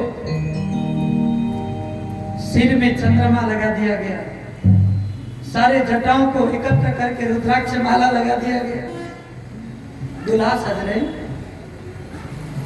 इतने बड़े बर्तनों में भभूति को लाया और सिर से पूरा भभूति से आविर्भूत कर दिया। भाई आजकल के दूल्हा भी मैंने सुना वो पाउडर वगैरह लगाते हैं, तो शंकर जी का पाउडर तो वही भभूति है। वो पूरे के पूरे स्मशान के भभूति पूरे घसली बढ़िया बन रहे। अब बाजू बंद भी चाहिए भाई। अभी के लोग ब्रासलेट लगा लेते हैं, लेकिन भगवान के ब्रासलेट क्या है? छोटे छोटे सर पर आज नागराज लगा रहे यहाँ पर, और बड़े बड़े नाग जो थे वो गले में आइयों के माला लगाए, सर्पों के माला लगाए। और इतने से भी नहीं चला, वो तो मोतियों का माला हो गया। और बड़ा हार भी तो चाहिए नहीं, अभी तो गेंदों का फूल का बड़े बड़े माला, कोई दूब का माला लगाता है। दूल्हा बन के सजते हैं तो दूबों का माला पहनाया जाता है। तो भगवान शिव को जो माला है, वो माला क्या पसंद थी उनको, तो उनको लगा दिया गया नरमुंड माला। देख आप कैसे दिखते होंगे पता नहीं, बढ़िया बढ़िया सूट बूट नहीं, बागंबर बाग की खाल को लगा दिया गया। और ऐसे नरमुंड के माला पहनकर बढ़िया ढंग से काजल वगैरह, काजल भी वो अंगारों का जो पहला होता है उसी को पीस कर बनाया गया, काजल में लगा। अरे से विचित्र दुल्हा तैयार हो गया, नंदी की सवारी कर दी। और जितने भी शंकर जी के पार्षद थे, वो सारे पार्षद सब भगवान के साथ चलने लगे। अब खूब बाजाएं बजने लगे। जब बाजाएं बजने लगे तो मैना ने सोची, अरे दूल्हा आ रहा, चलो पहाड़ के चोटी में चढ़ कर देखा जाए दूल्हा कैसा है। हमने तो सुना है पता नहीं कैसा। तो माँ को बड़ी चिंता है, अपने सखियों के साथ माँ एक पहाड़ पे चढ़ जाती है और वहां से देखने लगती है। कुछ ऋषियों को, महर्षियों को भी बुलाया, कुछ देवताओं को भी बुलाया। अरे बताओ तो सही मेरा दामाद कौन सा है? देखते हैं बहुत बड़ा रथ आ रहा है, उसमें ऐश्वर्यशाली इंद्र आ रहे। 4 दांत वाले हाथी का रथ बना हुआ और उसमें जय जयकार होते हुए लाखों लाख गणों के साथ जब बाजे गाजे के साथ नाचते हुए इंद्र का सवारी हुआ तो यही दूल्हा है? नहीं नहीं, ये तो इंद्र है। फिर दूसरा आया ढोल नगारों के साथ बाजाओं के साथ नाचते हुए लोग आए, सारे तिलकधारी, और गरुड़ के ध्वज दूर से चमक रहा था। ऐसा बहुत बड़ा रथों में बैठकर आ रहे थे। यही दूल्हा है? अरे ये नहीं है तो नारायण है। देखो सारे के सारे देखने लगे, देखते देखते पता नहीं ऐसे ऐसे महापुरुष आ रहे, लेकिन मेरा दामाद कैसा होगा, हमको यही देखने लगे। जब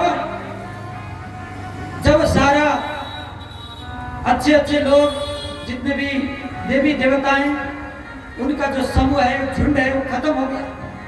करोड़ों लाखों अरबों की संख्या में जो आ रहे थे बाराती, वो सारे समाप्त हो गए, लेकिन अपने दामाद नहीं दिखाई देता।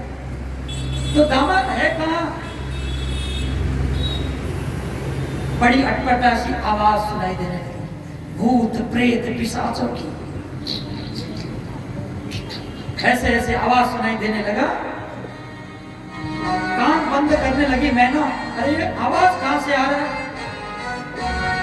जब देखती है वहां पर कैसे गण आ रहे हैं, कोमुकहीन विपुलस के काम, कोमुकहीन विपुल मुख काहू, बिनु पद कर तो बिनु पद दाहू, विपुल नयन को नयन बीना,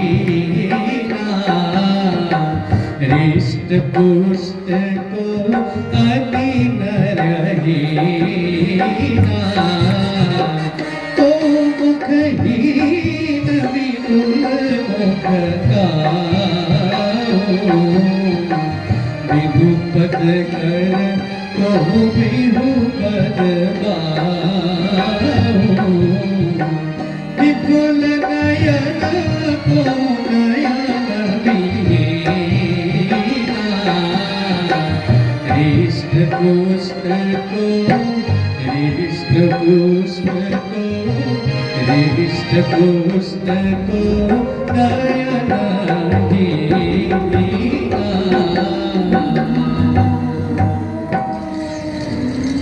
किसी के आंख नहीं है, किसी के सिर नहीं है, पूरा हड़ लेकर चल रहे।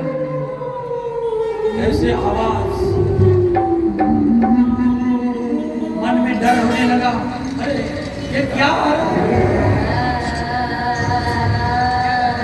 कोई सिर्फ बात है, किसी के शरीर में मांस में हड्डियां हैं, सिर्फ अस्थि पंजर लेकर चल रहे। किसी के हाथ नहीं, किसी के पैर नहीं, किसी के मुंह नहीं, किसी के मुंह तो पैर में। ऐसे ऐसे चिल्ला रहे हैं। जब देखी मैना ने ये क्या हो रहा है, ये कहां से भूत प्रेत आ रहे हैं, कहां से ऐसे विचित्र के लोग आ रहे हैं। मैना की तरफ देखकर चिल्ला रहे हैं सब भूत। तो मैंने तो बेहोश हो गई, पानी छिड़काव किया और उठाया, होश में आओ माँ, होश में आओ, देखो तो आपके दामाद आ रहा है। जैसे ही दामाद को देखती है, शरीर में कपड़े नहीं, पूरा विभूति शरीर में लगा रखा है, एक आंख नहीं 3 आंख है, बड़ा विचित्र का पुरुष है। पूरे मरे हुए आदमियों के जो मुंड है, सिर है, वही खोपड़ियों का माला बनाकर लगाया है। ऐसा विचित्र पुरुष को देखते ही आज माँ सीने को पीट पीट कर रोने लगी, छाती पीटी पीटी रोना तालना हुआ। हे भगवान, ये देख लू मतलब पहले मुंह की न करी ना, इसको देखने से पहले मैं क्यों नहीं मरी? खूब रोने लगी। रोती रोती जब घर के अंदर पहुंची और कहने लगी ओहो, मैं अब इस शादी को इजाजत नहीं दूंगी। यदि मेरे पति देते हैं मेरे कन्या को तो मैं यहीं पे फांस लगाकर लटक जाऊंगी, मर जाऊंगी, लेकिन शादी को रुकवा के रहूंगी, मैं शादी होने नहीं दूंगी। अरे पतिदेव, मैं शादी होने नहीं दूंगा। ऐसा पुरुष जैसे मैंने सुना था उससे भी बदतर है। बताओ मेरी बेटी क्या करेगी भूतों के साथ जाकर, प्रेतों के साथ, पिशाचों के साथ जाकर? अरे वो तो वैसे ही बेहोश हो जाएगी। नहीं नहीं नहीं, मैं जाने नहीं दूंगी। ऐसा भी होता है कोई?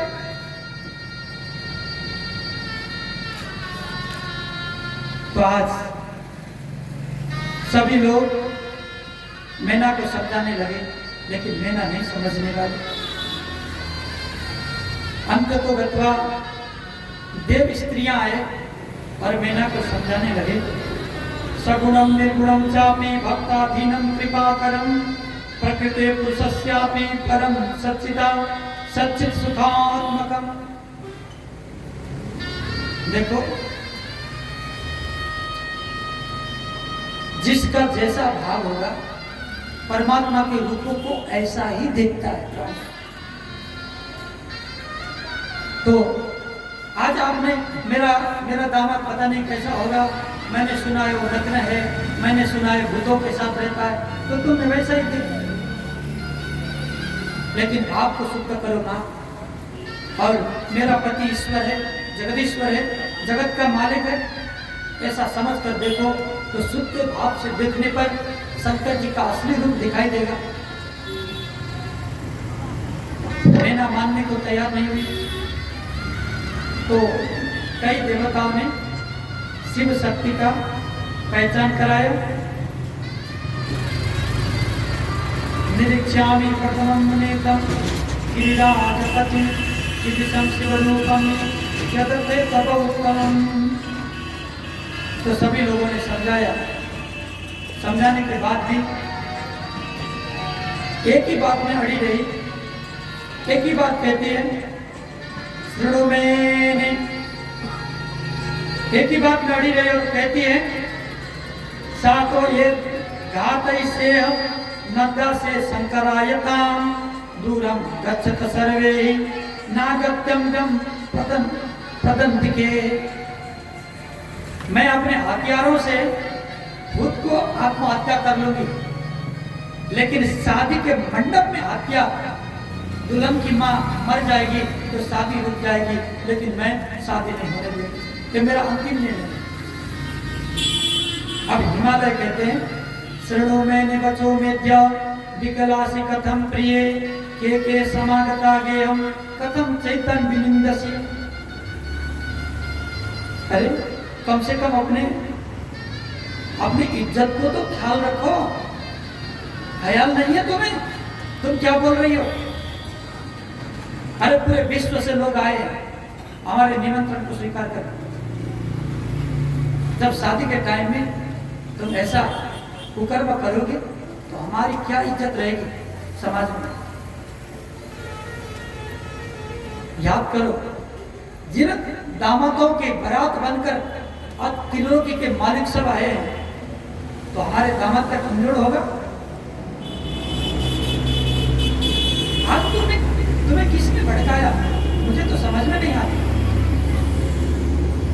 मैना कहती है, भड़काने की क्या बात है? मेरे खुद आंखों से देखा है, देखकर औरत के साथी कैसे, किसके सर नहीं, किसके हाथ नहीं, किसी के पाँव नहीं, किसी के शरीर में मांस नहीं, ऐसे भूत प्रेत, ऐसे आसपास चंडामुख बेताल संकीनी डंकीनी लंकीनी, ऐसे पिशाचों के साथ मेरी बेटी कैसे जाए? नहीं, शादी नहीं करानी है, बस मैं और कुछ नहीं जानता। हठम न कुरु मुञ्चत्वं दुःखं प्राणप्रियेण घे उत्तिष्ठारं तव कार्यं कर्तुम् अर्हति सुब्रते। अरे सुब्रत, तुम हठ को त्यागो और पार्वती को कन्यादान करने के लिए साहस से तुम तैयार हो जाओ। देखो इतनी बड़ी शुभ कार्य में ऐसी हरकत नहीं किया करते। तुम बच्चों की तरह जिद मत करो। देवी तुम उठो।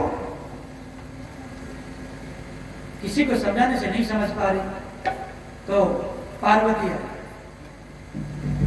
माँ शादी आपकी हो रही है मेरी हो रही है, बताओ बोलो। मातस्ते विपरीता ही बुद्धिर्जाता मावः धर्मावलंबनां वमि कथम धर्म जाति वै। जिसने धर्म को स्थापना किया, जिसने सारे प्राणियों को अपने साथ दिया, भले आपकी पुत्री को कैसे दुख दे सकता है। अरे संसार में भूतों को भगाया, प्रेतों को भगाया, लेकिन जो मेरा पति है उसने तो भूत प्रेतों को भी आश्रय दिया है, उसको भी अपना लिया है, अपना बनाया, उनको भी प्रेम दिया। ऐसे प्रेमास्पद प्रभु अपने अर्धांगिनी को कैसे दुख देख सकते हैं। माँ अपने मोह को त्याग, शादी मेरी हो रही है, मैं खुशी खुशी उनके साथ जाने तैयार हूं, लेकिन तुम्हें क्यों ऐसा हो रहा है।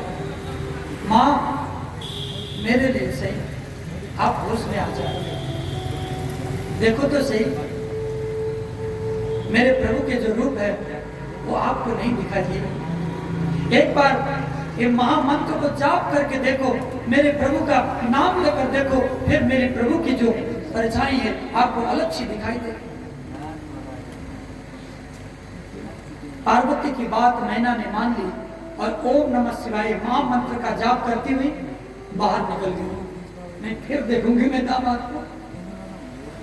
फिर पहाड़ की चोटी में चढ़ी और देखती है तो क्या दिखाई दिया, ब्रह्मांड वहीं दिखाई दिया।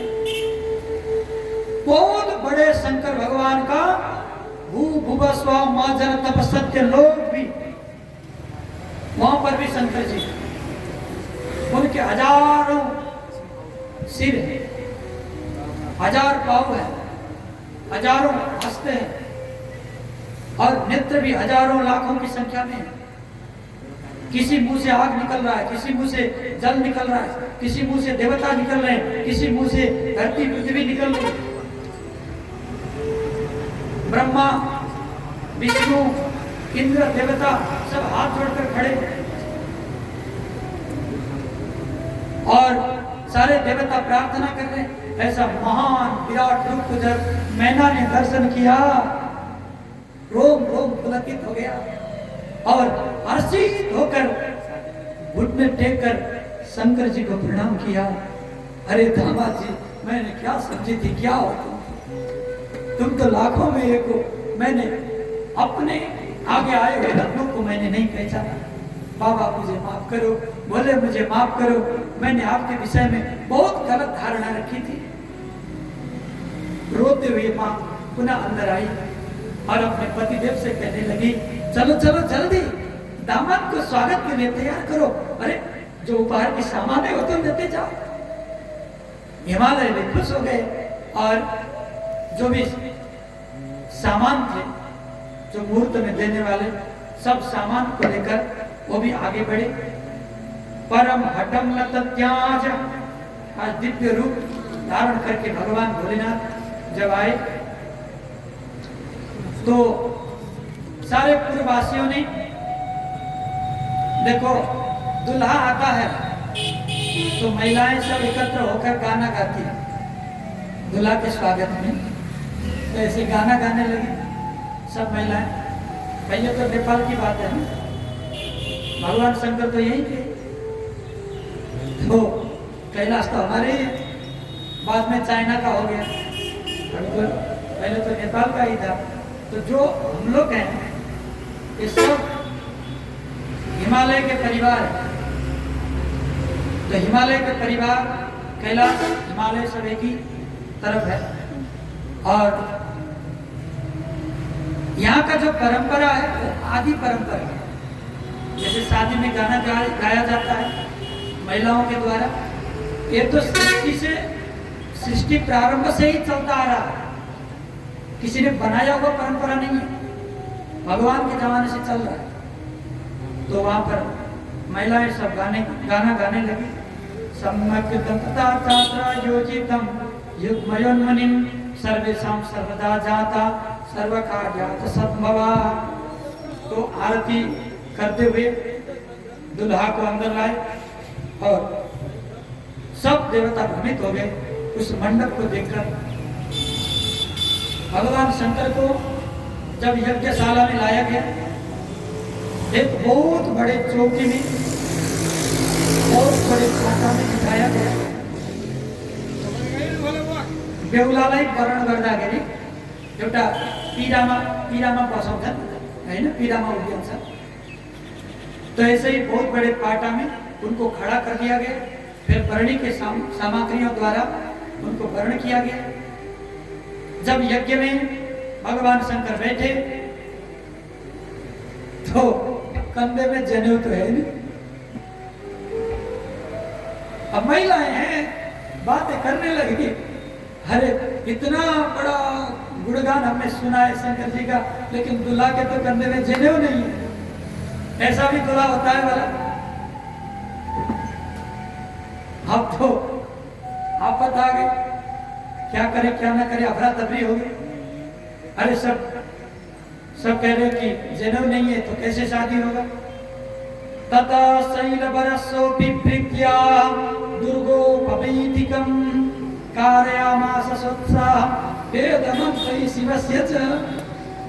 अरे सप्तऋषि जहाँ हैं, सूर्य नारायण जहाँ हैं, नहीं सारे ऋषि महर्षि जहाँ हैं, वहां पर यज्ञ पवित्र करने में कितनी देरी लगेगी।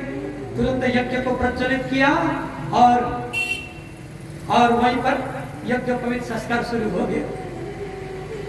देखो शादी होना था भगवान भोलेनाथ का, लेकिन अब तो वर्तमान हो रहा है, नहीं यज्ञ पवित्र संस्कार होने लगा और बहुत वेद विधान से, रीति रिवाज से यज्ञ पवित्र संस्कार कराकर फिर अब शादी शुरू हो गया। अब शादी में देखो कन्यादान का समय आया तो हिमालय के कुल पुरोहित ने पूछा, अरे दुल्हा के पक्ष के 3 पुस्ताओं का नाम बताओ, गोत्र क्या है, प्रवर क्या है, दादाजी का नाम क्या है, हाँ परदादा का नाम क्या है, पिताजी का नाम क्या है, बोलो फिर हम संकल्प करें। तो चलो बोलो, इधर बोल रहे, लेकिन नारद जी बीना बजाने लगे, जोर से नारद जी बीना बजाने लगे और जितने भी वहां पर और देवी देवता थे खूब तालियां बजा रहे, करताल बजा रहे, कोई मजीरा बजा रहे। अरे बोल रहे, चलो संकल्प करो। क्या बोल रहे, या तो कोई एक ही नाम नहीं आया, मैं कैसे संकल्प पढ़ूं। देखो बीणा वाद समभ्याहि ब्रह्म विख्यो च नारद शिवेन प्रेता तत्र मनसा शंभु मानसा। मन में शंभु कह रहे, बोले कह रहे, अरे नारद जी जोर से बजाओ, जोर से बजाओ।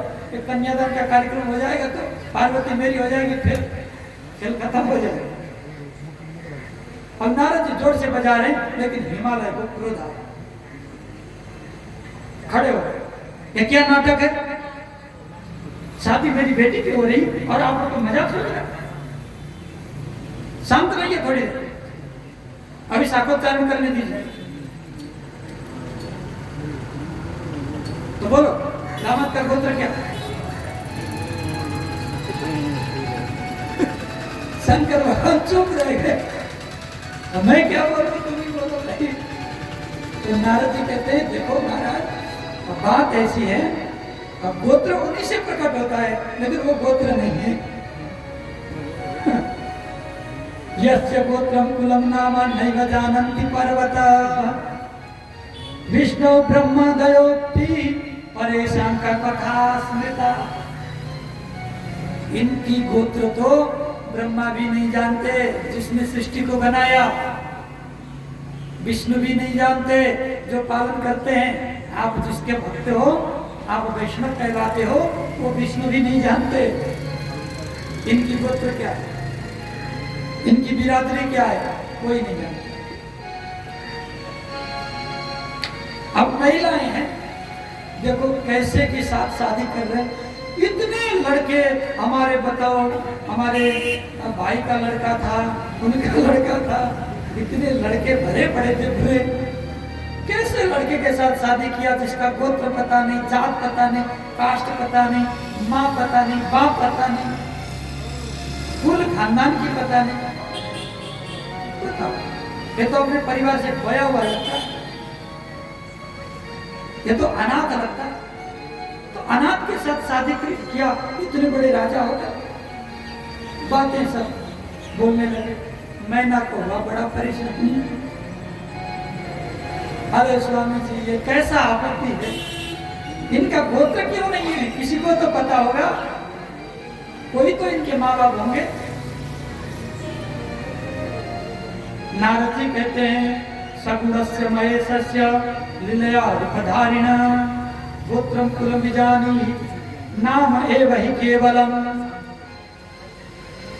तुमने नाम को जान लिया, यही बड़ी बात है। नारद जी कहते हैं, आप लोगों ने नाम जान लिया, यही बड़ी बात है, क्योंकि ये तो निर्गुण निराकार है, इनका कोई भी रूप नहीं, कोई गोत्र नहीं, कोई माँ नहीं, कोई बाप नहीं, इसको कोई पैदा कर नहीं सकता।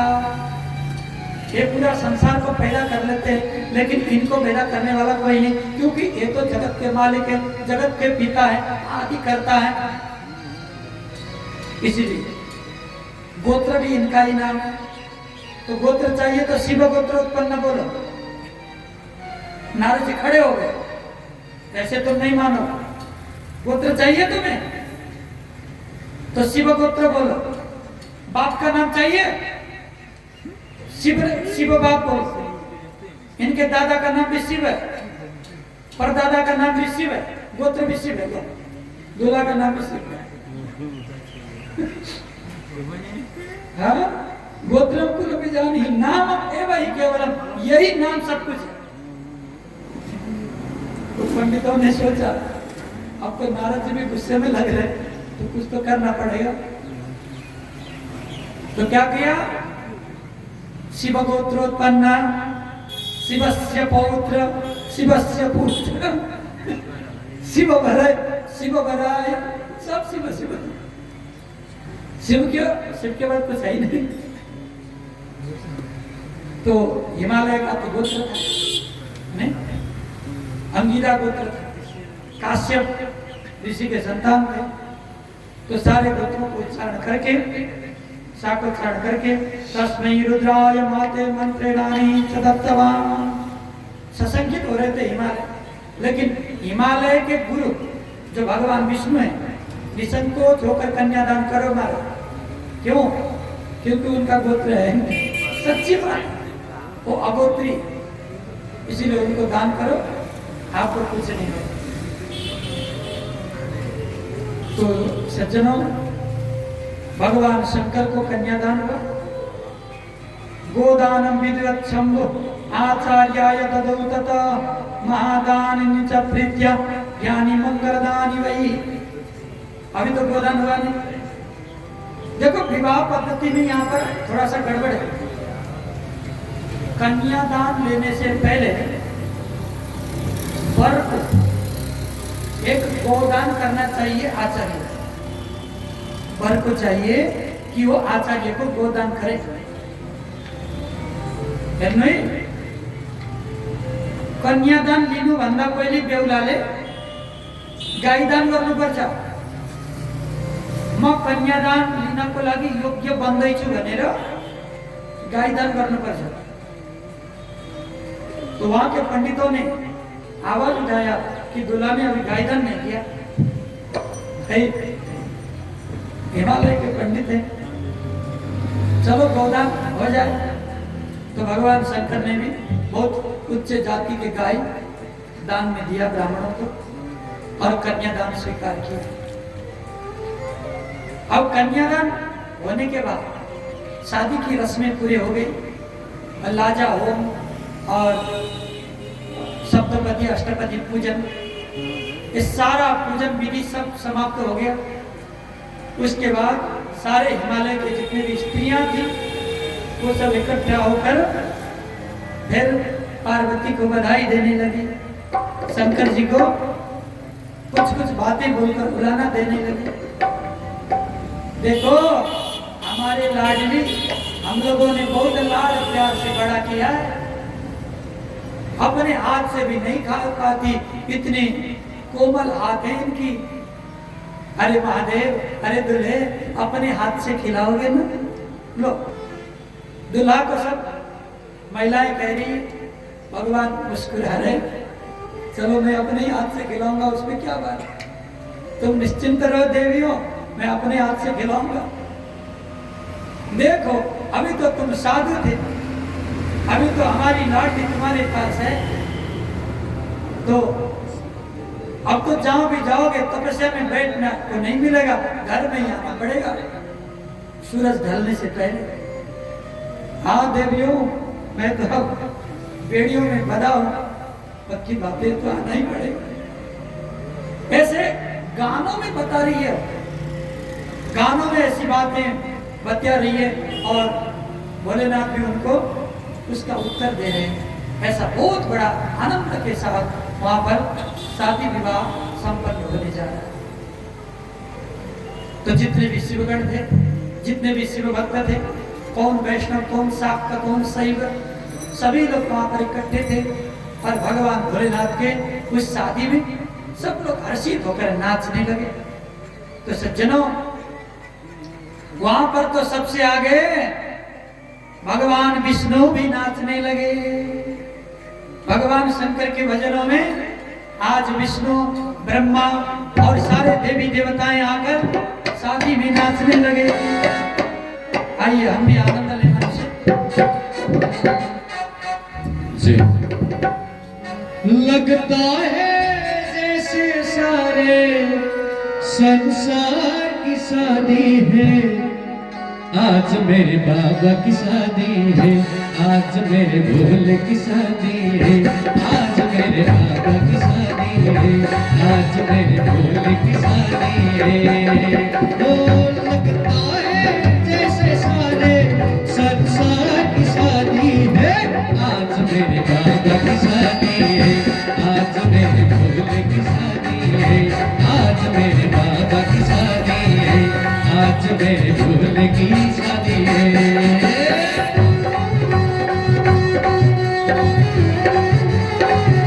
जय भोले।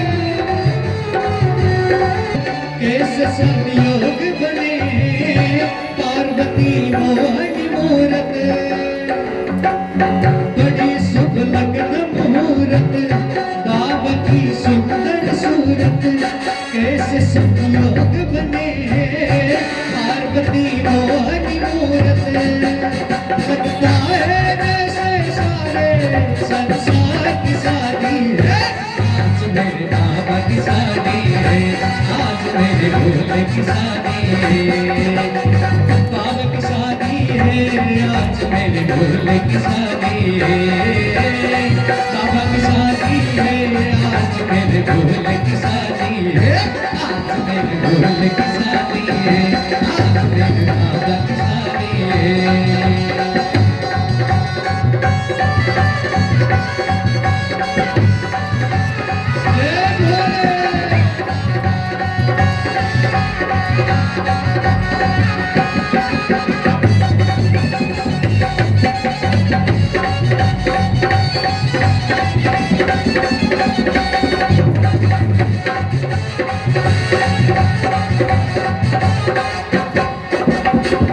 सुबह घड़ी कैसी आई, चाहों पर है लाई,